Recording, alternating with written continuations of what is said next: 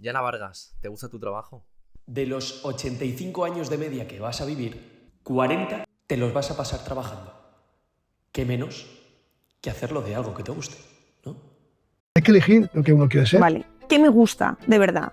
La elección es complicada. Es el momento de replantearse las cosas. Mientras tú estás diciendo lo que me merezco, lo que mi jefe tiene que hacer, lo que no hay derecho, bla, bla, bla, quejándose, A ver, ¿qué cosas has hecho que te diferencian de tus compañeros? hay un tío al lado que lo que estás haciendo es currando de manera inteligente, poniendo foco, y de repente te vas a dar cuenta pues, que este tío te lleva muchísima ventaja. ¿Qué le diría a los chavales? Que hagan lo que les apasione. A mí me pasa que con la edad creo que debería haber estudiado más inglés. De que es algo que tenía que haber hecho más joven, no ahora. Yo me fui a Estados Unidos. ¿Sí? Fui a Estados Unidos, sí. Cuarto de la ESO. ¿Y eso? Mano Santa. O sea, volví bilingüe a la hora de buscar trabajo. Es una locura. Pero si tuviese un hijo, lo envío a Estados Unidos seguro, vamos. 100%. ¿Y sabes con qué? ¿Con qué? Con Alianza de Idiomas. ¿Y eso? O sea, si tienes 18 años... No, olvídate. Olvídate de todo. Entre 13 y 18 años. Y absolutamente todo. O sea, no tienes que hacer nada. Te pones una familia, tú vas con una familia Visado, todo. americana. Sí, esto gestiona el visado, evidentemente. Familia americana, y vas a hacer ahí un curso escolar. Socializas, idioma, experiencia, todo. Futuro. Sí, me encanta. ¿A qué te dedicas? Me dedico a la medicina y me encanta mi trabajo porque sobre todo me encanta el trato con la gente. Y es lo más bonito que puedo tener. ¿Dentro de qué especialidad de medicina estás tú? Estoy en neumología, que se trata todo el mundo. Hoy justo alguien me dijo, ¿y la neumología qué es? Es una especialidad, es los pulmones, ¿sí? Entonces realmente curamos los daños de los pulmones, pero también estamos con el pulmón sano. Todo lo que trate acerca del aparato respiratorio. ¿Cómo te formas tú? Nosotros nos formamos vía MIR. Ahora está tan polémico que está y tan famoso el MIR. Nosotros nos formamos vía MIR. Tenemos que estudiar el MIR y con eso elegimos por número de orden una especialidad en un hospital, y la residencia son 4 años. En mi caso yo hice la residencia en el Hospital Clínico San Carlos. Entonces la haces 4 años y nosotros tenemos diversas áreas. La neumología tiene ventilación mecánica no invasiva, tenemos técnicas de broncoscopia, tenemos área de consulta donde vemos patologías súper conocidas por la gente como el asma, el EPOC, el cáncer de pulmón, las enfermedades intersticiales. También tenemos las bronquiectasias. Bueno, no sé si a algunas seguro les sonará porque son muy prevalentes en la población. También tenemos consulta de tabaquismo y bueno, consultas generales en sí. Y luego también las ELAs, por ejemplo. La gente conoce la ELA, pero nosotros los neumólogos trabajamos mucho con la ELA por la ventilación mecánica. Es lo que más aumenta la supervivencia en estas personas, incluso 5 años, porque prolongamos esa necesidad que tienen de respirar. Los músculos no funcionan, nosotros le ponemos un ventilador. Y también tenemos una planta de agudos, un paciente muy malito donde ir corriendo, tal, o sea que hacemos guardias. Es como muy diversa, por eso me gustó. Es muy dinámica. Vamos, por favor, hagan neumología. Antes de hacer el MIR, tú estudias la carrera de medicina. ¿Cómo es esa carrera? Pues es larga, es muy larga y muy tediosa y muy de altibajos, porque tiene, bueno, no sé cómo será ahora, porque es verdad que han cambiado los pensos y tal. Yo estudié en Pamplona, en la Universidad de Navarra, y claro, ya de por sí era Pamplona un sitio donde llueve siempre. Las pamplonicas que escuchen, lo siento, pero es real. O sea, todos los días llueve, y si sale el sol también, puede salir el sol, pero llueve. Y claro, la carrera es larga, entonces hay que estudiar un montón. Pero también es muy amena porque al final lo que estudias lo vas viendo en los pacientes. Y luego en tu familia. Es divertido ver, hombre, mi abuela tiene esto, y lo buscas en el libro y es real, lo tiene. O vas en el autobús y de repente dices, este seguro tiene hipertiroidismo, que es que tiene los ojos salidos. Y lo ves en la calle y lo has estudiado ese día en la clase. Entonces, si te gusta la medicina, o sea, si te gusta la salud, si te gustan las personas, es tu carrera, porque al final lo puedes compatibilizar con todo. Pero necesitas tiempo de estudio y codos. ¿Cómo se enfrenta un médico al mundo laboral recién salido de la carrera? Porque es una situación muy, muy distinta a la de la gran mayoría de trabajos, ¿no? Tú en cualquier otra carrera pues te la sacas y te pones a trabajar directamente, ¿no? Pero aquí nosotros hacemos el MIR. Y mira, esto es polémico en mi casa, porque mi marido no es médico. Y claro, yo, nunca he tenido que hacer un currículum, salvo para ahora que soy investigadora y tengo que hacer currículum académico por becas que nos dan, en plan el FIS o cosas internacionales. Hago currículum académico, pero un currículum de presentarte tú en la empresa y dejarlo, no, porque tú haces un MIR y tu número de orden te te da un hospital, entonces tú te presentas a ese hospital y normalmente cuando acabas ese hospital, tras 4 años, tu inserción laboral ya está porque tienes un sueldo. Entonces realmente no has presentado un currículum y a partir de entonces te pueden contratar en tu hospital, que es lo que pasó en mi caso, o como mis residentes, si se van a otro hospital, es a partir de, pues, cuando terminaste la carrera con 24, pues a los 28, 29 años recién haces tu primer currículum. Entonces, y haces tu primera entrevista de trabajo. Entonces, realmente salimos a ese mercado muy tarde. O sea, no estamos como, no sé, yo tengo amigos de otras carreras que con 22 ya tienen, bueno, mi cuñado que está con las prácticas y tal, buscando con su currículum, que es abogado y termina el próximo año, entonces está como crazy. O sea... ¿Cómo de frustrante puede ser para esos médicos que van de bolsa de trabajo en bolsa de trabajo sin tener un contrato fijo? Pues muy frustrante, sobre todo cara que, o sea, has estudiado muchísimo y luego tienes un MIR, luego te especializas y entonces tienes 28 años y no tienes un trabajo estable. O tienes 30 años, yo tengo un amigo, un compañero de la residencia, cardiólogo, que firma cada viernes un contrato. Eso es ridículo. ¿A quién le vas a pedir un alquiler? O sea, ahora mismo a nadie. Entonces, hombre, es un poco estresante. En Madrid no funciona por bolsas de trabajo. Justo para enfermería sí, pero para medicina no. Pero eso funciona y por un lado incluso es mejor, porque por lo menos en la bolsa sabes que te va a tocar a ti el próximo. Aquí pues tienes que buscarte la vida. Ir a sitios y entregar tu currículum, o que te conozcan, o todo así. Pero sí, es frustrante pues tener una carrera tan larga y no... O sea, a mí me pasó, o sea, mi marido es ingeniero, el día que tuvimos que entregar para que nos alquilen el piso, a quien le hacían caso era a él, porque tenía un contrato de 3 meses, pero era indefinido. Y mi contrato no es indefinido, porque aunque soy interino, no es un contrato fijo. Entonces es ridículo. O sea, yo terminé en el 2020 y llevo 5 años en el mismo hospital y no tengo un contrato fijo. Y soy profesora de la Complutense y no tengo un contrato fijo. O sea, bueno, la Complutense creo que es el único contrato fijo. Sí, que sí. Hemos hablado antes fuera de cámaras de las condiciones, las polémicas condiciones. Sí, las huelgas. Con las que trabajan, claro, con las que trabajan los médicos. Exactamente, para el que no esté metido en el tema, ¿de qué se quejan los médicos? Bueno, ahora mismo los médicos nos quejamos sobre todo de las condiciones laborales, en el sentido de que trabajamos unas horas de guardias que no son reconocidas, son como una actividad complementaria, pero realmente no es complementaria a una jornada laboral, porque son horas extraordinarias. O sea, trabajar a las 3 de la mañana, si llevas desde las 8 de la mañana en el hospital, no es complementario de nada, es un horario extraordinario. Y no nos cotiza, o sea, pagamos impuestos. El sueldo que recibes de una guardia sí que paga impuestos, pero no cotiza. O sea, ¿qué quiere decir que no cotiza? Que no si en algún momento tienes una pensión, no te cubre, o sea, lo que has hecho eso no vale, no te cotiza para años de jubilación, o sea, es como un trabajo inerte, o sea, no tiene ningún sentido. Y luego abogamos en el que no puede ser que estos contratos de semana a semana de un cardiólogo no tienen sentido. Y luego abogamos que necesitamos más horas por paciente. No tiene sentido ver a un señor 10 minutos. Es que en 10 minutos, ¿qué voy a ver? O sea, y yo soy especialista y normalmente el médico de cabecera me mastica un poco al paciente. Tengo compañeros que son médicos de cabecera que ven 40 pacientes una mañana. O sea, eso es imposible.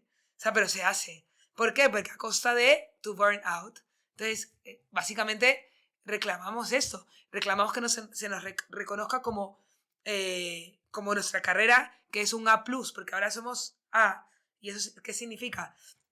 Que se nos reconozca en la carrera profesional pues un plus por haber, por tanta responsabilidad, porque tienes que estudiar tantos años, luego tienes que hacer la residencia, luego muchos tienen un fellow que no se les reconoce y todos somos iguales y no puede ser así. O sea, porque, hombre, tenemos que vivir en una meritocracia y si tú esfuerzas tienes que recibir una recompensa. Entonces, en principio, sobre todo eso, o sea, pedimos tanto para nosotros, para no estar agobiados y cansados de trabajar, sin un marco legal, y luego para los pacientes. O sea, un médico que esté cansado no es un médico real, ¿no? Antes también hablábamos de lo que viene a ser la fuga de talento en el sector de la medicina. Claro. Hay mucha gente que se va a vivir fuera porque cobra mucho mejor.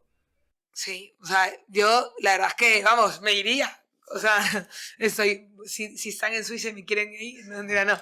Pero sobre todo se hace porque tú imagínate que en otros países sí que está reconocido y se paga 5 veces más. Entonces, hombre, no tiene nada que ver, o sea, porque ya de por sí en todas las profesiones estamos sufriendo estas crisis económicas que estamos viviendo actualmente de la vivienda y ahora mismo con el combustible y con las guerras y tal, pues no puede ser posible que no se pague al profesional lo que se debe. Es que no, o sea, y a veces me pasa con pacientes y dicen, pero también fulano que trabaja en tal gana poco. Hombre, yo no quiero que gane poco él, también quiero que se le reconozca. O sea, ¿me entiendes? Es un equilibrio. Entonces, lamentablemente se están fugando todos. Y mira, yo soy de Ecuador y yo estudié la carrera aquí en Pamplona. Entonces ahora se están viniendo muchos médicos latinoamericanos que no tienen hecho el MIR y no se les exige el MIR para que sean médicos en zonas rurales. Y no me parece una buena práctica para los pacientes, porque se tienen que exigir un MIR, una formación que se ha acordado que es igualitaria para todos. Pero lo hacen porque, claro, como el médico que tiene esa formación no quiere pasar por el aro de recibir un contrato de cada viernes firmar o un sueldo que no le equipara, pues hombre, el otro que viene en unas condiciones que probablemente sean peores, pues sí que los acepta. Entonces, no estoy diciendo que el médico de Ecuador o el médico de cualquier país de Latinoamérica esté peor formado. No, son muy buenos. O sea, son muy buenos y tienen mucha práctica clínica y tienen mucho trato con el paciente. Fenomenal. Pero no tienen hecho la residencia, o sea, no es equiparable un médico general a un cardiólogo, no es equiparable un médico general a un médico de familia, porque no es lo mismo recién salidos. Ahora, que lo puedan hacer, o sea, estoy convencida, pero no es la misma clase de servicio. ¿Qué cualidades crees que debe tener un buen médico? Pues tiene que ser una buena persona. O sea, yo estoy convencida de que un buen profesional, si quieres ser un buen profesional, tienes que ser una buena persona. No podemos ser esquizofrénicos por la vida. De ser, oye, en mi trabajo soy top y llego a mi casa y ya, o sea, no. Es que no podemos ser esquizofrénicos. O sea, hay que ser buenos en todo. Entonces, hombre, a veces no podemos ser buenos en todos, pero hay que intentarlo. Hay que intentar ser buena persona. Me he peleado con el parking ahora mismo porque me ha robado 50 céntimos. O sea, pero claro, o sea, quería matar a la máquina y a esta máquina que se me roba el dinero. Entonces, hombre, no fui tan buena persona porque quería matar a todo el mundo. Pero eso, o sea, no tiene... O sea, o sea, hay que intentarlo. O sea, hay que intentar ser buena persona y hay que intentar ser mejor profesional. Pero si no eres lo uno, no vas a ser lo otro. Es mi opinión. Y, hombre, un buen médico tiene que tener paciencia. Un buen médico, porque los pacientes vienen de eso. O sea, no solo que ellos esperan, sino que tú también tienes que escucharles. Un buen médico tiene que ser asertivo. Pero un buen médico también tiene que estudiar por sus pacientes. Entonces, todo, si te gusta tu profesión, tú vas a intentar siempre buscar lo mejor. Ustedes, vamos, se han montado aquí este podcast, les gusta mucho lo que hacen y están aquí dando el callo. Y es porque quieren hacer lo mejor posible de su profesión. Nosotros también lo intentamos en el día a día. A nivel respiratorio, ¿cuál crees que es la peor enfermedad que podemos tener? El cáncer de pulmón. O sea, hay muchísimas enfermedades muy malas y es verdad que para el cáncer de pulmón hay ahora mucho tratamiento y tal, pero creo que es muy mala porque puede venir y ser letal. Entonces, porque justo ahora estamos con el cribado del cáncer, porque muchas veces muchos cánceres no los encontramos cuando son muy pequeños, los encontramos cuando ya están extendidos. Entonces, por más que tengamos muchos tratamientos y mucho tal, si no lo hemos hallado en su momento, pues da mucha pena. Entonces, ¿qué hay que hacer para el cáncer de pulmón? Pues cribar, o sea, hacer cribado a los pacientes con un TAC, que es lo que ahora se está intentando hacer, y luego pues intentar dejar las causas del cáncer, entre ellas el tabaco, que la población lo sigue haciendo. Y luego otra enfermedad que es muy dura es la fibrosis pulmonar. Y eso también es... ¿En qué consiste? El pulmón se te fibrosa, se te vuelve, y esto, imagínense, me tocó rotar en cirugía y abren el pulmón y el pulmón se vuelve como un estropajo. O sea, se fibrosa, entonces ya no es utilizable esa área del pulmón. Entonces te ahogas. Entonces las enfermedades respiratorias son muy duras y es mejor no tenerlas. Pero bueno, si las tienes, hay que vivirlas con calidad, pero es mejor no tenerlas. ¿Cómo sé yo si tengo una buena capacidad pulmonar? ¿Hay algún truco? ¿Hay alguna prueba que vosotros hagáis que diga, bueno, este señor pues está bien porque hace esto? Bueno, lo puedes hacer. Nosotros hacemos una espirometría, que es la prueba objetiva ¿no? O sea, hacemos pruebas de función pulmonar, donde medimos por una espirometría, una plethysmografía, la capacidad pulmonar. Pero bueno, eso si tú quieres verlo, si la tienes o tal, puedes con un globo ir practicando, inflando el globo, y tienes que inflarlo rápido y mucho, y hay personas, aunque no lo creas, que no pueden hacer. O sea, nosotros miramos en el primer segundo y hay personas que no te pueden inflar el globo. Incluso hay pacientes que lo que tienen que hacer es, cuando salen, nunca han visto que venden en las farmacias o los pacientes en las películas con unas bolitas que tienen que subir y bajar. Sí. Es el espirómetro. También lo pueden practicar. Nosotros, cuando hacemos brigadas médicas en países de escasos recursos, pues no tienen esos espirómetros con globos. Van inflándolos. O sea, la idea es que tú infles un globo del tirón. Del tirón. Es difícil, ¿ah? Yo No se lo he probado nunca, pero lo pueden intentar hacer. con unas, Me hubiese traído globo. con una bancada de aire que tú... Infles un globo. Entonces, a ver, normalmente, hombre, no puede, no significa que estás enfermo, pero lo logras inflar. Hay gente que no puede inflarlo. Entonces, lo normal es que lo puedas inflar. Salvo que sea un globo, no sé, de Temu, pero lo normal es que puedan inflarlo. ¿Y qué trucos hay para mejorar esa capacidad pulmonar? Pues lo primero, la actividad física es importantísima. Y actividad física no solo es correr una maratón, actividad física es lo contrario a ser sedentario. O sea, moverte es, vamos, actividad física. Pero luego hay muchos ejercicios aeróbicos. Ahora está de moda todo lo que sean pesas y tal, que está muy bien, y eso ayuda mucho a mantenernos, pero para el pulmón vienen también muy bien los ejercicios aeróbicos. Entre ellos, correr, natación viene muy bien. Otro ejercicio que puedes hacer es todo deporte que implique mantener tu parte aeróbica y anaeróbica. Por ejemplo, bicicleta, eso no sé si ustedes lo hacen, no está tan de moda ahora ya tanto, la bici. No sé, ¿qué es lo más, qué está más de moda en el sector ahora de universidad? El running, sí, está El muy running de está moda, muy de moda. Y luego Y pádel, sobre todo si intuyo hacen que- running, no hacer el running de fondo, sino alta intensidad. Lo que es como, yo voy corriendo 5 minutos y luego 1 minuto muy rápido. Y luego otra vez 4 minutos. Luego 3 minutos muy rápidos. Porque eso acelera mi metabolismo y también me ayuda en la capacidad pulmonar.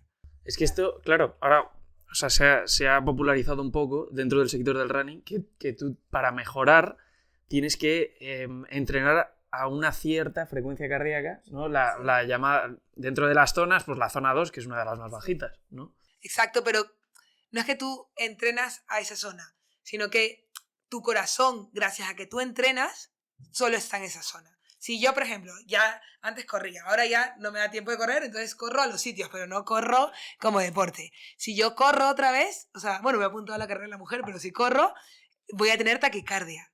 Pero si una persona que está acostumbrada a correr, corre, probablemente no llegue a las pulsaciones que yo llego, porque su corazón ya está acostumbrado, habituado a hacer ese deporte. Entonces, yo creo que igual han entendido mal. O sea, no es que tienes que correr a unas pulsaciones bajitas, porque si no, si yo empiezo a correr, es que para mí pulsaciones bajitas sería andar, sino que mi corazón tiene que tolerar el ejercicio con pulsaciones bajitas.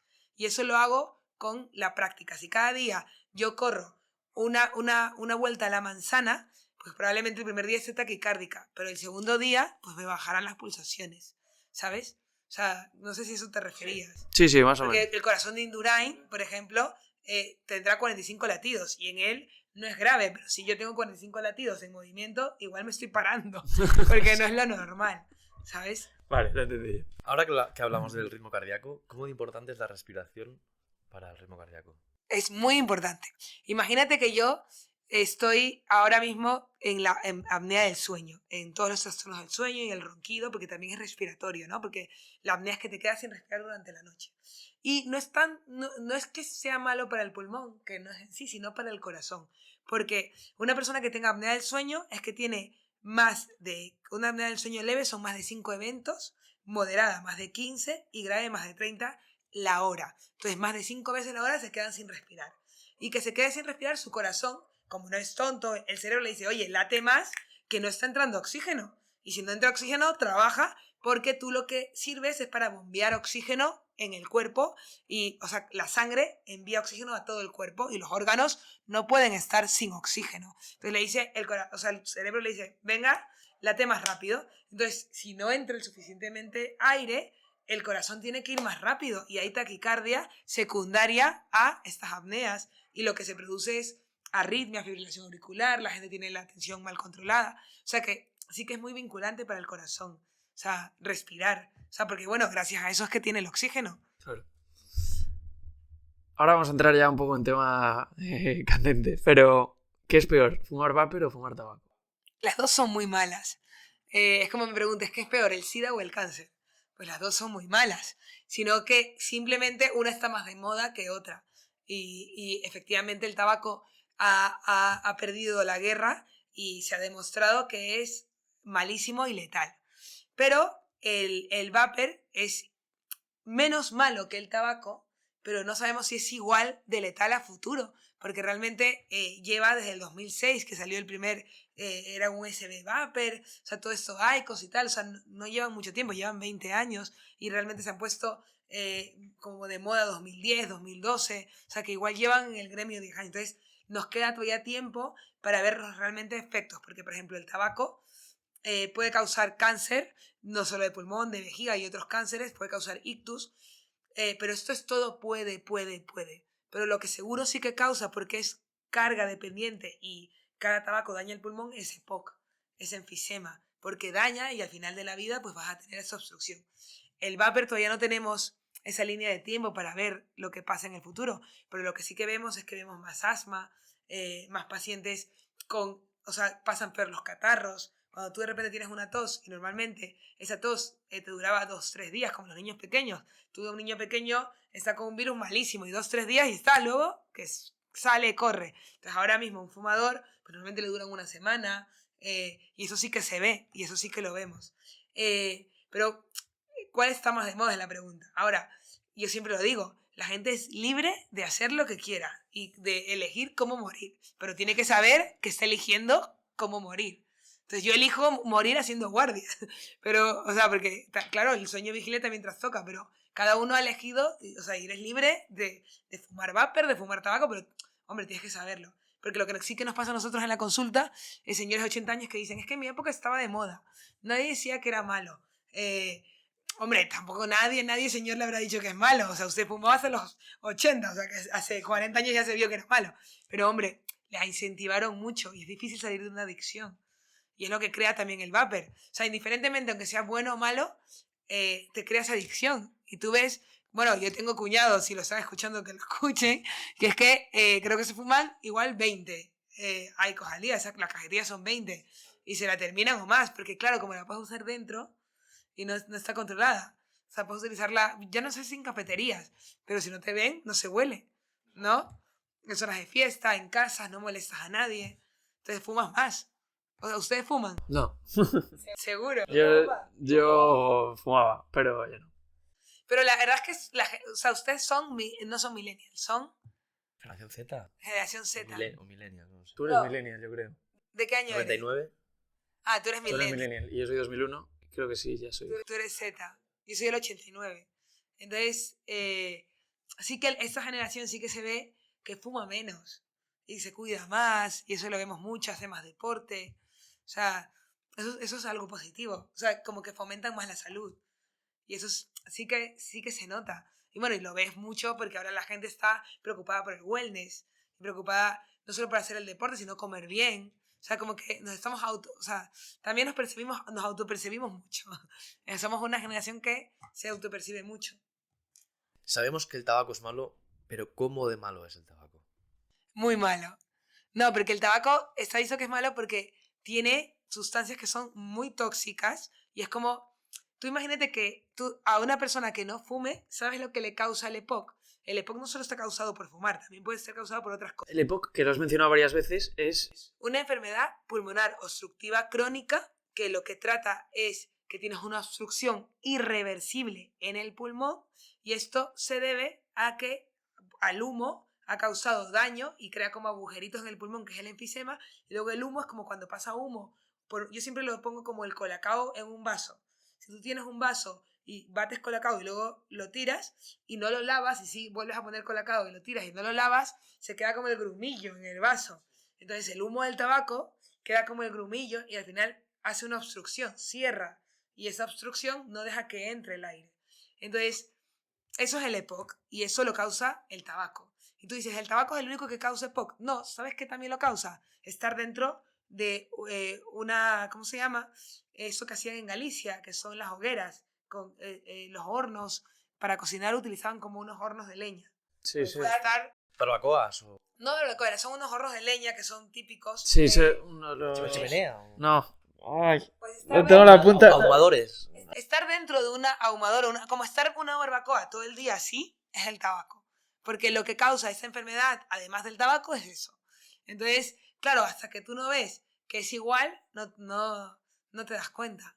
O sea, porque la gente, hombre, y ya si te causó eso es porque has fumado mucho y has tenido suerte, porque has ido paquete año y has tenido suerte y no te ha pasado otras cosas. Porque otra cosa que causa muy frecuentemente, por todo lo que tiene estas sustancias tóxicas se depositan y se tienen que ir por la orina y causa un cáncer de vejiga. Entonces tú dices, pero ¿cómo lo que fumas va en la vejiga? Para que veas que es tan tóxico que tienes que eliminarlo de algún lado. O sea, no es solo asociarlo al pulmón, es que también... O sea, se asocia a otros sitios. O sea, causa ictus, más riesgo de ictus. Y eso la gente no lo ve. Pero ¿cómo causa más riesgo de ictus? Porque el tabaco hace que la sangre sea más espesa. Entonces, al ser la sangre más espesa, forman coágulos. Y eso, pues tampoco lo vemos. ¿Es igual de malo que el del tabaco? Claro, pero tú en la barbacoa, espero que no estés... No. Pero inconscientemente también eres como fumador pasivo en una barbacoa. Claro, entonces, pero te tiene que pasar que estés como las señoras de la masa de las cocinas de Galicia que todos los días cocinaban en esa cocina. Entonces, si tú estás en una barbacoa con mucho humo, intenta no estar en el humo. Intenta no tener a los niños pequeños en el humo. Pero, hombre, no creo que hagas todos los días barbacoa en tu casa. Entonces ahí me puede salir uno. Y entonces si fumo una vez a la semana, es lo mismo. Pues, hombre, es raro el que fume una vez a la semana. Porque el tabaco lo que tiene es la nicotina y es adictivo. Claro. Es muy raro. Y el que fume una vez a la semana, tío, deja de ser el tonto. Has mencionado lo del IQOS, que es probablemente lo que más esté de moda ahora. Vamos, porque se ha vuelto un estatus. ¿Es de verdad menos perjudicial o más saludable que el tabaco? ¿O no? Claro, se ha visto que es menos perjudicial que el tabaco por la combustión. Entonces, por el tipo de combustión, se han visto en estudios que es menos perjudicial. Pero claramente para la salud no sabemos cuán malo va a ser. Ahora mismo lo que vemos en el día a día es asmas mal controladas, más incidencia de asma, catarros que duran mucho más. Pero claro, realmente los que fuman esto, ¿cuántos años tienen? O sea, son pocos los que llevan 10 años fumando. Pasa lo mismo que con el vapor, que no está tan estudiado como para... Bueno, el vapor es todavía peor que el IQOS, porque realmente es que tú imagínate que el pulmón es un sitio cerrado. Entonces todo lo que entra se queda ahí y el cuerpo lo intenta eliminar de alguna manera, pero es un sitio cerrado. Entonces, si tú en un vaso pones un vapor, mira cómo se ensucia el vaso. Y tú al pulmón no entras y lavas. O sea, esos tipos de experimentos hay que hacerlos con la gente. Porque si tú le cierras el vaso y pones allí el vapor, solo eso se deposita y solo eso te lo ensucia. Entonces, ¿quién te lava el pulmón? Nadie. O sea, y es cierto, y ahí compro que la contaminación también afecta. Hombre, claramente. Y hay otras cosas que el humo de la barbacoa o que la gente que vive cerca de un ingenio de caña de azúcar, entonces también le afecta. Pero, hombre, hay cosas que podemos controlar. Entonces hay que intentar lo que podemos controlar, no hacerlo. ¿Qué diferencia hay entre un pulmón de un fumador y un pulmón de un fumador pasivo? Pues mira, eso es súper, divertido, porque me gusta lo de la medicina. Pero claro, yo no entendía bien hasta que me lo explicó cuando me fui a Estados Unidos me lo explicó una doctora, que es que hicieron un estudio de las azafatas, porque antes se fumaba en los aviones. Y habían azafatas no fumadoras. Hicieron un estudio porque ellas están encerradas en ese avión y antes fumaban como locos. Y tenían un riesgo aumentado de tener EPOC. O sea, que ellas sin haber fumado tenían ese riesgo por el humo que tenía, por esa combustión de humo. Por eso le digo que las barbacoas también lo causan, pero hombre, si no estás al lado. Y también tenían más riesgo porque hacían enfisema de cáncer de pulmón. O sea que sí que prohibir fumar en las discotecas, que aparte lo agradecemos porque no sé si lo vivieron ustedes, pero salías con la ropa oliendo fatal. No lo hemos vivido, afortunadamente. ¿Tú sí? Claro. Eso se prohibió hace no mucho. Yo nunca salí a una discoteca. Yo creo que se prohibió 2007, 2008. Sí, no lo sé. Yo nunca... Yo he visto gente que pues típico colega que le apetece fumar dentro pero lo hace a escondidas. Nunca he visto. Es más, en Francia, yo fui una noche vieja en Francia y había como en una discoteca había como una zona de fumadores. Sí. Y eso era Claro, entonces, claramente tienes el riesgo de tener enfisema, de EPOC, no tanto como la gente que fuma, pero, hombre, tienes más riesgo que uno que no fuma. Entonces, tú imagínate que el riesgo que alguien que fuma es por 5 de tener un cáncer de pulmón, el riesgo de un fumador pasivo es por 2. Hombre, es un riesgo importante. O sea, he visto pacientes que tienen un EPOC a costa de que, hombre, fumaba un cigarrillo al día, pero soy camarero. Y en mi época, en el bar, se fumaba. Entonces, tienes un EPOC a costa de ese fumador pasivo. Vale. Tema, ahora que has mencionado también relacionado con lo del fumador pasivo, está el hecho de que hay muchos fumadores pasivos, niños, hijos, maridos, mujeres, ¿no? Que debido a que alguien dentro de su círculo, de su círculo familiar fuma, ¿no? Se produce a veces la situación de fumar dentro de casa, ¿no? Eso, más allá de los perjuicios que tiene a las otras personas con fumadores pasivos, ¿qué otras cosas malas puede llegar a generar dentro de tu propia casa? Bueno, esto espero que no lo escuche nadie, pero es de mi familia, pero sí que lo van a escuchar. Porque tú imagínate que cuando conocí a mi marido, llegué a su casa, me presentó a sus padres y fumaban después de comer en la mesa. Y eso me parecía sorprendente, nunca lo había vivido. Y fumaban con cigarrillo de verdad y con tal. Entonces, hombre, eso me imagino que es la foto de muchas casas en España, porque están acostumbradísimos a fumar y tal. Pues eso en qué me afecta. A los niños les hace asmáticos. O sea, porque ellos no están acostumbrados a ese humo, son muy pequeños y sus pulmones se están desarrollando. Sobre todo bebés. O sea, los hace asmáticos de plano. ¿Cómo se llama? A embarazadas hace que sus bebés sean asmáticos. Por eso la gente no fuma delante de una embarazada. Hombre, no es la kriptonita, no se va a morir, no tal, pero tienes más riesgo de ser asmático. Eso es importante. Y luego, si tú en casa fomentas una actividad que no es buena, tus hijos se irán con ella. Entonces, yo creo que hay que quitarla. O sea, porque no es, o sea, que crea un perjuicio a la salud.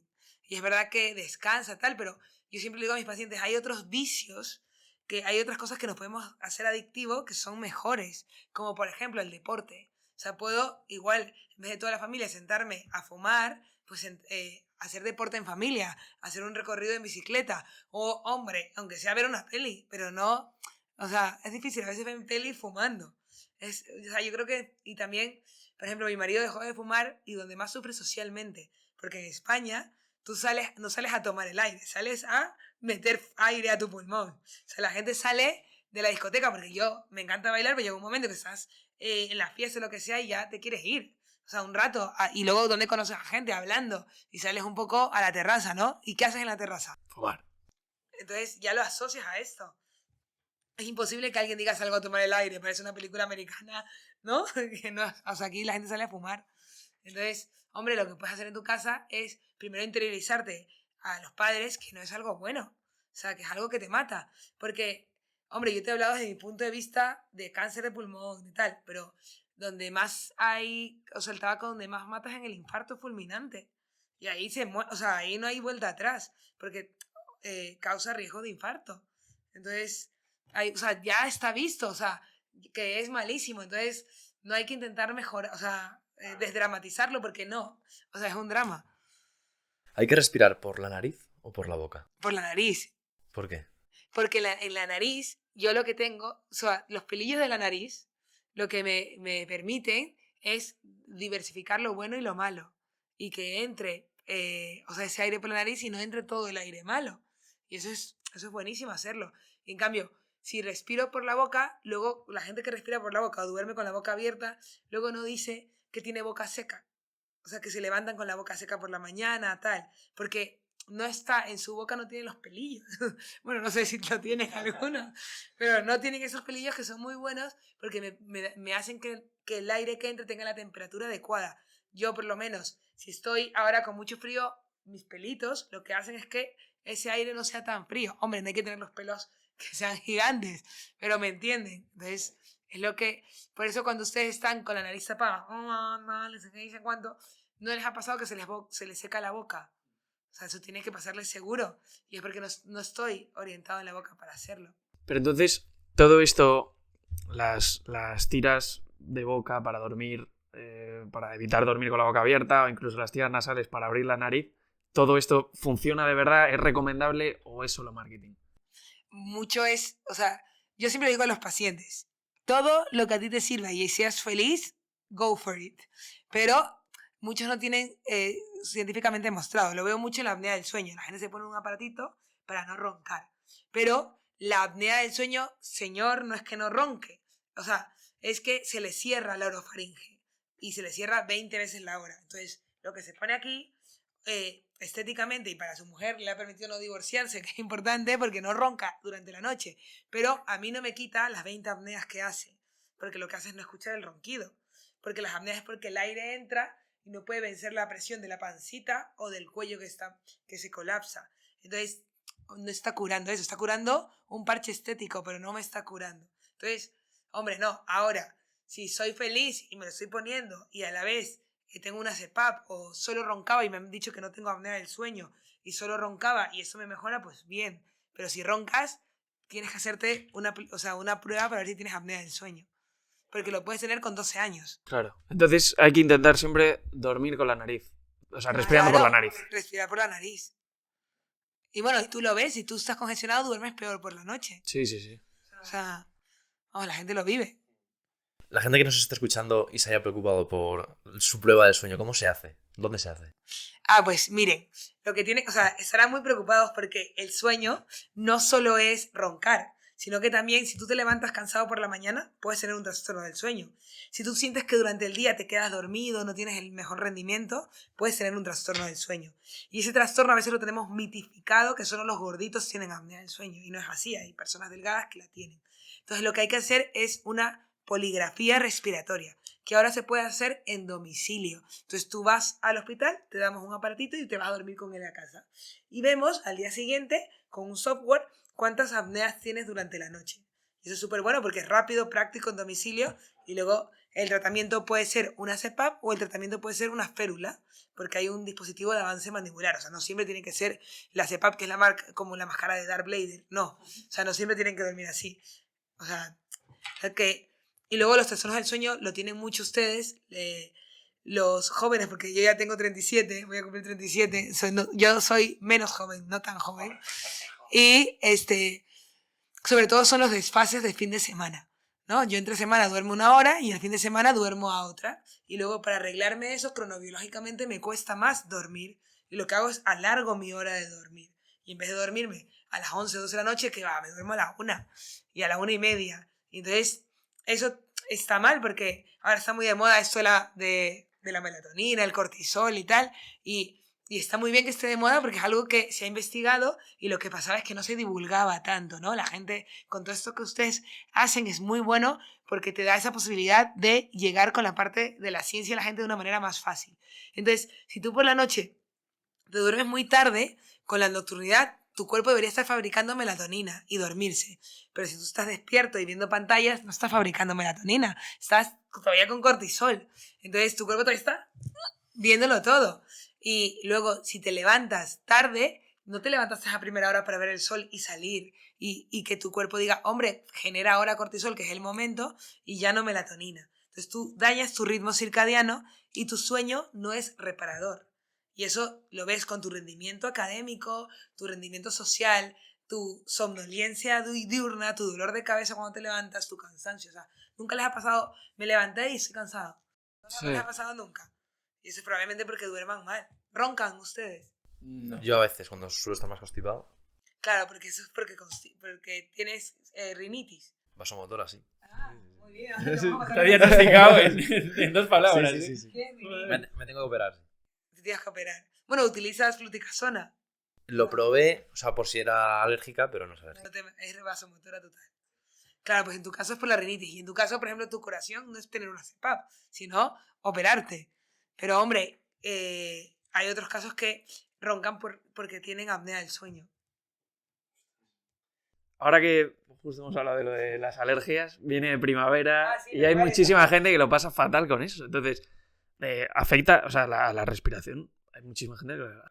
Claro, porque lo que tienen es, la alergia puede producirles un asma alérgico.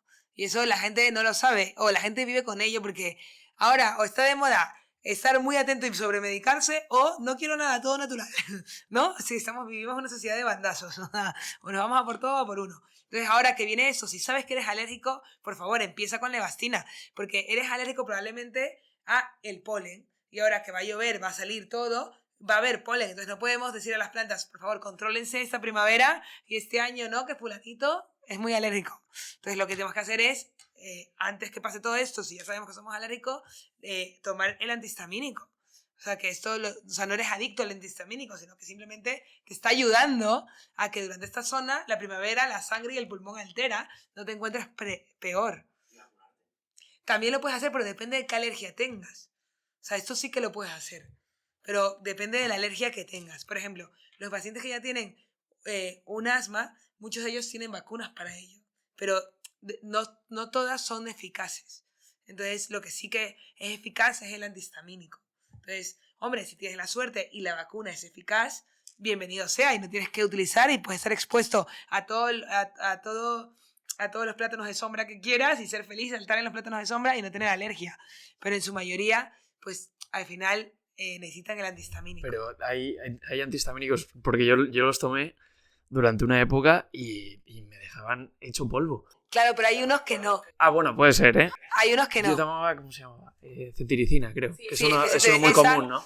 Ese te deja polvo. Pues yo me acuerdo que era tomármelo y con ganas de irme a la cama, y cuando me levantaba, con un hambre, o sea, que me comía un jabalí entero. O sea, una Claro, pasada. a veces a pacientes que no pueden dormir en el hospital, porque tú cuando vas al hospital y te van a hacer otras cosas, te da como miedito, no puedes dormir, y en vez de darte pues una benzo, te podemos dar un antihistamínico, ¿sabes? Porque te va a dejar cao. Pero estos antihistamínicos son los viejos y atraviesan la barrera hematoencefálica, que es decir, que van al cerebro y te dejan cao.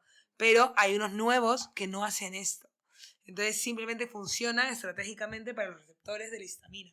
Entonces eso es buenísimo, porque se ha visto que mejoran y funcionan. Si quieres luego te doy el nombre para... No, bien. Ya no lo necesito, ¿eh? Pero yo me acuerdo que era algo que decía, que incluso a veces pensaba, joder, es que me compensa más sufrir la alergia durante el tiempo que me dure que estar reventado, ¿sabes?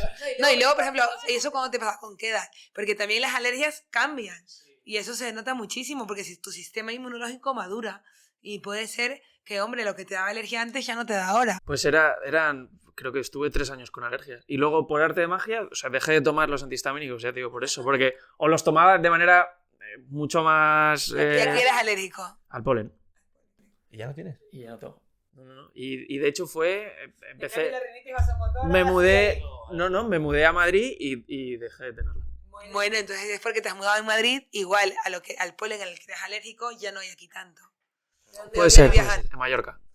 Bueno, hombre, claro, igual eres alérgico a otro polen y a otra humedad, y aquí el clima es seco. Y le pasa lo contrario, a gente que aquí está mal, se va a Mallorca y está encantado. Esa es otra cosa que me pasa bastante heavy, que la noto cuando de esto que te vas a casa por Navidad, en verano, tal, y me levanto, es muchísimo. El descanso que tengo aquí no es el mismo que tengo en Mallorca. Claro, pero no es porque ya no es tu sitio, no le digas eso a tus padres, pero ya no es tu hogar. No, ya, claro, pero... o sea, me sorprende cómo afecta, intuyo que el tema de la altitud tendrá algo que ver, el tema de la humedad, todo eso, o sea... Y sobre todo también el que tú tengas, o sea, como que tú tengas tu casa relacionada a que aquí está es tu rutina. Claro, pues claro, es más psicológico. Claro, también te afecta porque tú no vas a tu rutina, tú vas a otra cosa. Hubo una época que me frustraba porque yo aprendí a dormir respirando por la nariz y me iba a Mallorca y era incapaz. Claro, porque no podías respirar por la nariz. Claro. Pero realmente igual duermes mal porque allí sí tienes la alergia, porque eres alérgico allí. Entonces allí si igual si te pones el Nasonex o tomas el antihistamínico, dormirás como un bebé. Ah, sí, pues O con sea, el antihistamínico seguro. No, pero no con el antiguo, con el nuevo. ¿Cómo afecta el asma a una persona? Muchísimo, sobre todo porque, mira, tenía un amigo que estaba muy preocupado porque me dijo, Yana, no sé qué hacer, o sea, me dijo su mujer, mi marido está por las noches con mucho dolor en el pecho, siente como que tiene aquí algo que lo oprime, tiene 30 años, entonces tenía miedo que sea un infarto, tiene 3 hijos, bueno, ya se vio un poco más en el programa. Y era un asmático no diagnosticado, que toda su vida está... Entonces, los síntomas del asma pueden ser tos, desde tos, en plan, a opresión torácica, que siento que tengo un libro y me oprime y no puedo llenarme muy bien o sea, siento que hago y no lleno totalmente, no tengo o también puede ser pitos en el pecho. Entonces me afecta en mi día a día porque hay gente, bueno, depende si lo tienes controlado o no controlado, pero hay gente que es que no puede hacer deporte, pero desde no hacer deporte hasta no puedo ir a trabajar, no puedo caminar. Entonces, lo muy bueno de esto es que hay tratamiento. Entonces hay tratamiento que es un inhalador, que es corticoide y betabloqueante y que no afecta y no te engorda, como dicen las pacientes. ¿Y eso me va a engordar? No, porque es directamente al pulmón y lo que hace es reducir la inflamación y a la vez que se abra la vía aérea para que no se cierre y puedas respirar. Y luego hay pacientes que eso no les viene tan bien y necesitan más cosas y gracias a que la medicina avanza, hay tratamientos biológicos que son inyecciones una vez al mes y que van directamente contra las células que están haciendo se están portando muy mal y están produciendo más histamina, más eosinofilia y tal, y mantienen controlado el asma. Entonces puede ser una enfermedad banal de tener un amigo que solo se echa un inhalador cuando corre, porque si no tiene pitos, hasta tener gente que tiene que ingresar cada semana. Entonces el asma es una enfermedad muy prevalente y muy importante conocer los síntomas, porque si no te puede pasar como este chico que se asustó y hombre, y tenía un asma. O como gente que lleva un mes tosiendo o 2 meses tosiendo y piensa que es normal. Y no es normal que estés, 2 meses tosiendo de la nada, ¿sabes? Sí, pero la diferencia con el EPOC, y eso es súper interesante, es que el EPOC es una obstrucción irreversible de la vía aérea. Y el asma es una enfermedad reversible. Y claramente es crónica, las dos. Sino que la diferencia es que el otro revierte con el tratamiento. Esto se me olvidó preguntártelo cuando hablábamos del tabaco, pero en relación sobre todo con el movimiento ahora de cuidarse mucho, ir al gimnasio, levantar pesas, ¿no? Hacer entrenamiento de fuerza, que no llega a ser un entrenamiento que esté directamente relacionado, ¿no? Con el correr, con el respirar bien, ¿no? Eso, por ejemplo, el tabaco, ¿afecta a la ganancia de masa muscular o no? Claramente afecta porque el tabaco puede causar una inflamación sistémica. Y ahora todo el mundo está de moda, no estoy gordito, estoy inflamado, porque la obesidad es una inflamación, ¿vale? No como gluten porque me inflama. El tabaco también puede generar una inflamación. El EPOC es una enfermedad inflamatoria. El asma es una enfermedad inflamatoria. Entonces, realmente, todo puede ser catalogado como inflamatoria porque tenemos un sistema inmune que va en contra de todo. Entonces, el tabaco, nosotros al fumar, estamos generando radicales libres. No sé si les suena. Esos radicales libres son lo contrario a los antioxidantes y generan un desequilibrio en nuestro organismo y hace que pues, se oxide antes y crean enfermedades inflamatorias, o sea, que viene a peor, envejecemos antes, rendimos menos. Entonces, a veces a la gente como que en vez de decirle vas a morir, hay que decirle vas a envejecer y no fuma. O sea, ¿no? Porque realmente las personas y ustedes lo verán, una persona que fuma envejece antes que una persona que no fuma. Y yo creo que por eso deja de fumar mucha gente. ¿No? Sí, no, es verdad que es un tiro que... Porque es que corta, los radicales libres envejecen, oxidan. Y eso lo pueden ver con una manzana. O sea, la manzana se oxida si la dejas abierta, ¿no? Entonces, eso es lo que pasa con tu cuerpo, con los óxidos, porque se oxida, porque hay muchos radicales libres. Entonces, así lo puedes más o menos visualizar. ¿Cómo mejora tu capacidad pulmonar entrenar en altura? Pues mejora, porque eso es lo que hacen todos los futbolistas, ¿no? Y mira, y justo yo soy de Ecuador, entonces nosotros clasificamos al Mundial porque vienen a jugar de visitantes y juegan en Quito y no pueden más. Y entonces mejora porque tú lo que tienes es más glóbulos rojos concentrados, la carita roja. ¿Y qué tienen los glóbulos rojos? Oxígeno. Entonces tienes más oxígeno. ¿Y tú qué necesitas cuando corres? Que tu corazón vaya rápido y lleve oxígeno. Entonces antes decíamos, ¿pero por qué los deportistas el corazón no va tan rápido? Porque el corazón es un músculo y está ejercitado y va a ser más fuerte y con la misma fuerza que haga stretch tirará la misma cantidad de sangre con glóbulos rojos y con oxígeno. En cambio, si yo soy una persona no ejercitada, tengo que tiene que hacer más contracciones para llevar lo mismo con sangre y con oxígeno. Ahora, ¿qué pasa con la gente que vive en la altura? Si vives mucho tiempo allí, tus glóbulos rojos van a tener más oxígeno, porque necesitarás más oxígeno por la presión. Entonces tu cuerpo no es tonto, se adapta y hace que tus globulitos tengan más oxígeno. Entonces la gente duerme en cámaras hiperbáricas. ¿Por qué? Porque si vives allí, eres igual que todos. Pero si por la noche duermes en una cámara que estás como a esa altura, por el día siguiente vuelves a no tenerla. Entonces lo que tienes es un dopaje. Porque tienes los glóbulos rojos llenos de oxígeno y ahora mismo vives en un mundo donde el oxígeno está igual.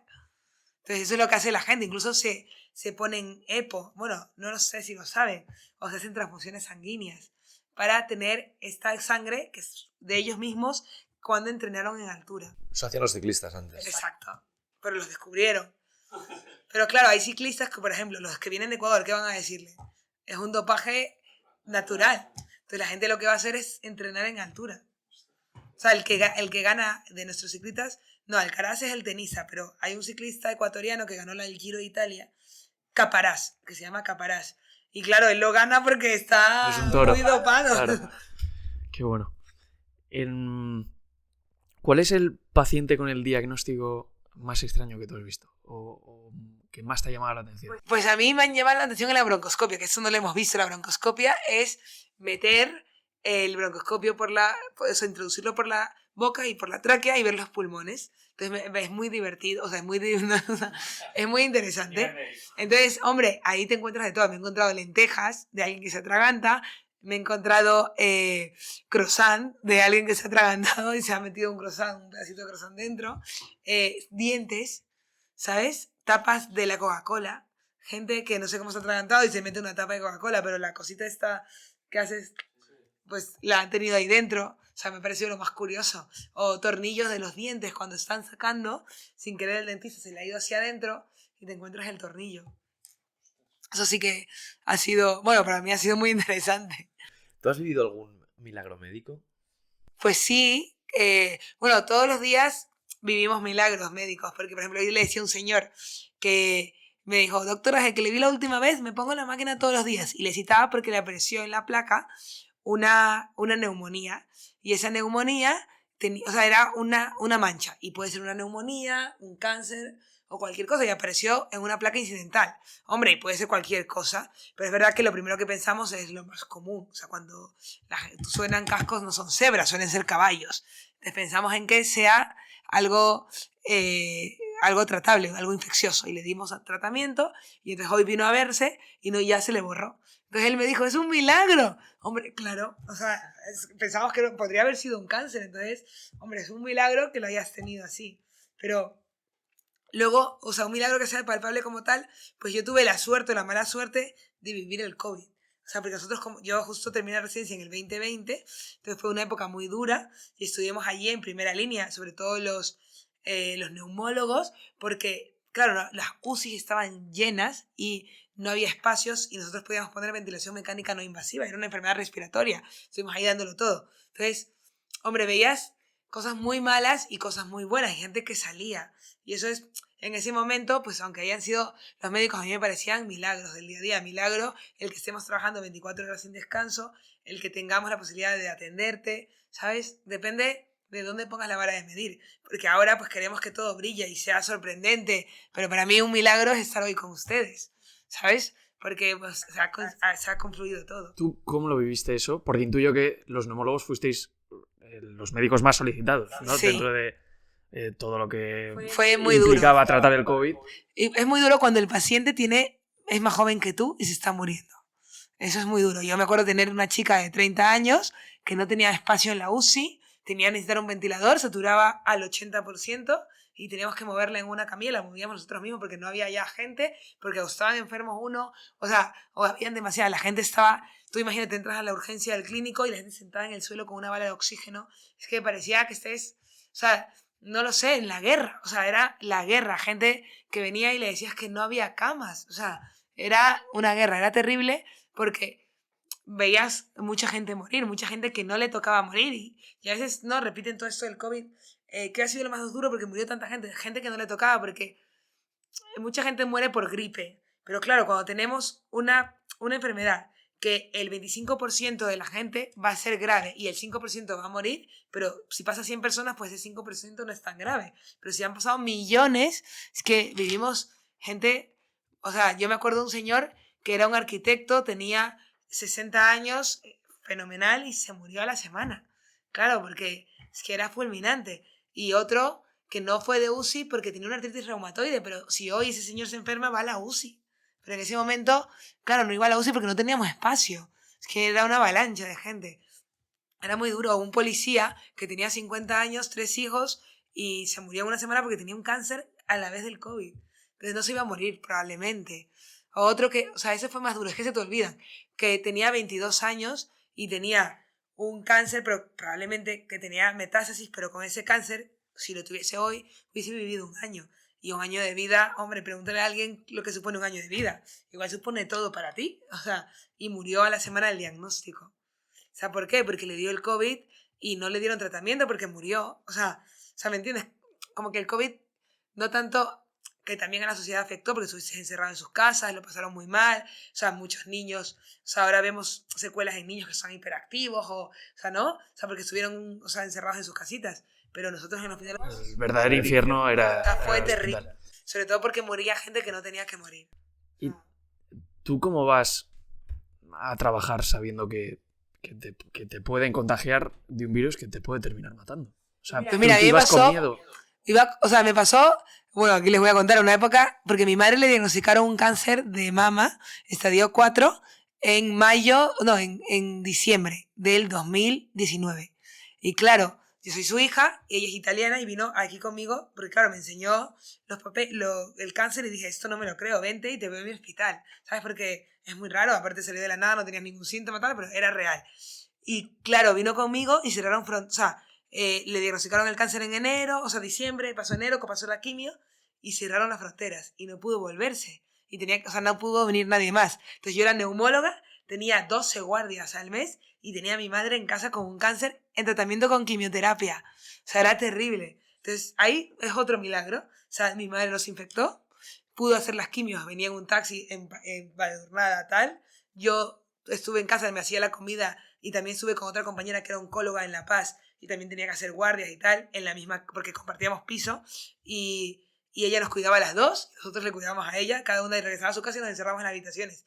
No se enfermó, nosotras no nos volvimos crazy, teníamos comida todos los días, en plan caliente, o sea fue como un milagro, o sea, se dio, ella está ahora curada, bueno, está feliz, va por ahí del mundo, es abuela y tal, y no recuerda haberlo pasado mal, porque ella recuerda que lo pasó súper bien, aunque solo pidió que no se le caiga el pelo, y no se le cayó, pero lo pasó súper bien porque para ella es como pude cuidar a mi hija cuando más me necesitaba. Y para mí pude cuidar a mi madre cuando más lo necesitaba. ¿Sabes? Fue súper bonito. Entonces no lo recuerdo, por eso tampoco recuerdo tan mal el COVID, porque para mí en ese momento era como llegar a casa y como hablar con mi madre por FaceTime. ¿Sabes? Fue interesante. ¿Cómo es mentalmente ser médico y que se te muera un paciente? Horrible. O sea, tu primer paciente que se te muere no se te olvida nunca. Y es cierto que luego no es que te acostumbras a la muerte, pero ya, o sea, como que tienes más sangre fría para esto. Pero hay muertes y muertes. Hay muertes que son esperables y lo que nosotros intentamos hacer es paliar el sufrimiento y acompañar al paciente, porque hay que también dejar morir, ¿no? O sea, hay caminos en que yo siempre le digo a los pacientes, tú vas a llegar a la meta, que es fallecer, pero hombre, yo quiero acompañarte, ¿no? Y les acompañamos para que no sufran. Pero hay otros pacientes que no tienen que morir. Por ejemplo, el señor que tiene un cáncer de pulmón y lo diagnosticamos tarde, te da pena porque hay una vida que se puede haber salvado si hubiésemos tenido un cribado. O chicos jóvenes, o sea, que tienen leucemias o tal, pues son muertes que no nos gustan ver. O sea, a nadie le gusta ver a un niño morir, o sea, a un chico joven morir. Pero al final te vas acostumbrando. Es tu trabajo del día a día y te vas acostumbrando. Pero tu primer paciente que se te muere es muy duro. Luego no es que no te acuerdes, sino que simplemente te acostumbras. Qué barbaridad. Suena mal. Imagínate la gente que trabaja en paliativos. Sí, bueno, eso ya... Pero al final ellos están súper contentos, porque ayudan a morir y mueren súper felices. Pero bueno, claro, pero es verdad que a mí me parece que tiene mucho mérito, sobre todo, o sea, los médicos, pero también los que trabajan en paliativos, porque que eso luego no te afecte a tu vida, Es lo más me duro, parece sí. tener una fortaleza mental muy heavy. Y luego nosotros tenemos el escape en medicina, que nos gusta la docencia y la investigación. Entonces al final eso es bueno porque vemos la esperanza y trabajamos y estudiar y nos apasiona algo para el paciente, para mejorar eso. Y eso es muy bueno porque no pierdes esa esperanza. Pero hombre, tú imagínate que es duro. Yo hoy fui a la consulta y en mi consulta no veo gente que viene y dice, te quiero, doctora, es increíble mi vida. O sea, no, normalmente tú cuando vas al hospital es porque tienes una enfermedad. Entonces, no es el sitio al que quieras ir. Cuando te pones feliz es cuando te dan el alta. Entonces, aunque tengas una enfermedad crónica bien controlada, o sea, no es un sitio al que quieras ir. Entonces, digamos que las energías, por así decirlo, que te llegan los pacientes no son las más positivas, pero no pasa nada porque al final lo que buscas es eso, la esperanza en buscar atenderlo bien, explicarle bien su patología, que es muy importante. Hay gente que tiene 10 años con una enfermedad y no sabe lo que tiene, pero toma la pastillita. Entonces, hombre, tiene que saber lo que tiene, ser autónomo de lo suyo. Por ejemplo, tú sabes que tienes una artritis vasomotora, has calado. Y luego eso también te llena. Y luego intentar pues que su enfermedad esté controlada, aunque sea crónica, esté controlada, pues también a ti te llena un montón. Y no lo sé, yo elegí medicina porque pensé, una manera de ayudar sin nada en el bolsillo. Pues hombre, este es un trabajo que me lo permite, porque me pagan por estar ahí, aunque poco. Vamos con el... Vale, hemos preparado un test Sí. Son preguntas rápidas. Sí. Más o menos. Y te digo varias situaciones y tú tienes que decirme cómo está pulmonarmente esta persona. Vale. O respiratoriamente. Por ejemplo, si no ha fumado nunca, si ha fumado 3 veces al día. Bueno, ¿cómo afecta el tabaco en las siguientes circunstancias? ¿Nunca ha fumado? Si nunca ha fumado, ¿cómo tiene capacidad pulmonar? Lo normal es que esté bien. Vale. Si prueba el tabaco una vez en la vida. Si prueba el tabaco una vez en la vida, lo normal es que esté bien. Si fuma en grandes ocasiones, por ejemplo, bodas, comuniones. Lo normal es que esté bien. Si fuma cada 3 meses aproximadamente, navidades. Es muy raro eso, tiene que verse la cabeza. El pulmón puede estar bien, pero si hace esto durante 10 años, va a estar mal. Si fuma cada vez que sale de fiesta. Él puede estar bien por 10 años, pero va a estar mal, porque en el tabaco es dosis dependiente. Entonces, no es lo que, por eso te digo que si has fumado y te has fumado 20 cajetillas, pero tienes 25 años, hombre, déjalo, porque no te ha hecho daño, déjalo. Entonces, o sea, porque es dosis dependiente. Entonces, la carga afecta. Si fuma cada vez que bebe alcohol. Pues depende cuánto bebe. Imagínate que bebe todos los días. Soy muy gallega para responder, pero... No, por ejemplo, una cerveza, pues... Fuma, se bebe una cerveza a diario. Si fuma un piti al diario... Más frecuente que si sale de fiesta. Pues, hombre, su capacidad pulmonar puede estar hoy bien con 25 años, pero con 35 no. Si fuma todos los días, solo 3-4 cigarros. Solo, eso no es solo. Pues, con 20 años tendrá un EPOC. En 20 años tendrá un EPOC. ¿Y si fuma un paquete de cigarros al día? En 10 años tendrá un EPOC. Porque es un IPA de 10, 15... No, 20 paquetes es un IPA de 20 en 10 años. El IPA es el índice paquete año. Lo calculamos cada paquete y lo multiplicamos por el año fumado. O sea, número de cigarrillos dividido por año fumado. El EPOC, que lo has mencionado mucho durante todo el episodio, o sea, creo que tiene una mortalidad bastante alta. Sí, o sea, imagínate que si tú ingresas por una agudización de EPOC, al darte de alta, a los 6 meses tienes el 50% de probabilidades para morirte. Es muchísimo, es una moneda al aire. Entonces, la cosa es no tenerlo. Luego, la prevalencia es muy alta, el 10% de las personas mayores de 40 años. Entonces, ¿por qué los mayores de 40 años? No es que no afecte a jóvenes, sino que necesitas tiempo para desarrollarlo.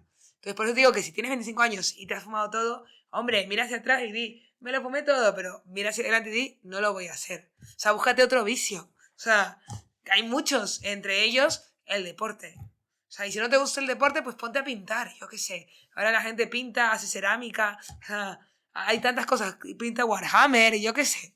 O sea, y si quieres hacer deporte con gente, lo del running está súper bien, hay club de running, o sea, está muy bien. La última pregunta siempre es la misma para todos los invitados. Si tú ahora mismo tuvieras un hijo o una hija de 18 años, que se estuviera planteando la vida, qué hacer, qué estudiar, a qué dedicarse, ¿qué consejo le darías? Pues le diría que en el trabajo se pasan muchas horas, o sea, muchísimas horas. Lo más importante es ver que se pasan muchas horas laborables, entonces no puedes estar haciendo algo que no te guste. O sea, siempre te dicen, persigue tus sueños, tal, bueno, eso es importantísimo, pero persigue lo que te guste, o sea, porque dentro de lo que te gusta puedes tener sueños diferentes y mayores. Por ejemplo, pues mi sueño siempre ha sido ser profesora y gracias a Dios lo he conseguido, pero ahora mi sueño no es ser profesora, ahora mi sueño es llegar a más a mis alumnos, ¿sabes? Entonces, eso va a cambiar. Tus sueños siempre los vas a perseguir, pero ahora tú persigue lo que te gusta en tu vida laboral. Entonces, ¿te gusta, pues, estar con gente? A mí me gusta mucho estar con gente y, pues, escucharles y resolverles el problema. Y me gustaba la parte de la medicina, tal. Y me gustaba también la parte de la docencia. Y me gustaba la parte de la investigación. Y esto me lo ha resuelto. O sea, me da las 3 oportunidades. Pero, hombre, si a ti te gusta, en vuestro caso, hombre, me gusta hablar, tal, me gusta entrevistar a la gente, me gusta ver temas relevantes, tal, pues piensa en otras cosas que te gusten. O sea, porque yo lo veo con gente que está encerrada en un cubículo 8 horas al día. No está haciendo, o sea, no es que está triste, es que está haciendo una cosa que no le guste. Y probablemente estudió una carrera que no le gustó, sino que en ese momento pensó en la que le iba a dar salidas laborales. Entonces, más que en pensar en las salidas laborales, que también, piensa primero en cosas que te gusten, y dentro de esas cosas que te gusten, ¿qué te da salidas laborales? O sea, lo primero que tienes que saber es que te guste. Porque, hombre, también puede ser muy amargado y muy rico. O sea, pero ¿qué prefieres ser? O sea, yo prefiero tener un equilibrio, ¿no? ¿Usted qué prefiere ser? Bueno, llorar con los millones y contratar al psicólogo, pero, o sea, tienes que verlo. O sea, por ejemplo, mi hermano trabaja un montón y es constructor y él le gusta construir. Y él, aunque no le paguen horas extras, él construye, o sea, le gusta todo ese, o sea, te tiene que gustar lo que te gusta, porque si no, vives un calvario. O sea, no lo piensan. O sea, la gente que sus padres les obliga a estudiar. O sea, yo a mi hijo, hombre, también he de decirte que, y no tengo nada contra, si mi hija quiere ser bailarina de ballet, ¿vale? Imagínate, es su pasión y tal. Pues no lo sé cómo me enfrentaría con 18 años. Porque es una vida dura y tiene que ser muy buena. Entonces sí que le diría, vale, bailarina de ballet y otra cosa. O sea, ¿me entiendes? Pero te tienes que ver también como padre. Y espero que lo que elijan, o sea, no tengan miedo en cambiarlo, si no les gusta. O sea, porque, por ejemplo, yo elegí, antes hice la residencia de oncología radioterápica durante 3 meses. Y por eso el cáncer, solo eran gente con cáncer, no había otras cosas. Y no me gustó, no es que no me gustó, sino que era muy triste. Y lo dejé, porque pensé, hombre, si no me gusta estar todo el día aquí, no tiene sentido. Entonces, hombre, ser valientes, porque es toda tu vida. ¿Y o sea, qué merece más la pena que vivir el resto de tu vida feliz? Entonces hay que tener valor para decir lo que te gusta y lo que no te gusta. Aunque tengas 50 años. O sea, o sea, no pasa nada, porque el resto de tu vida no hay que vivirlo amargado.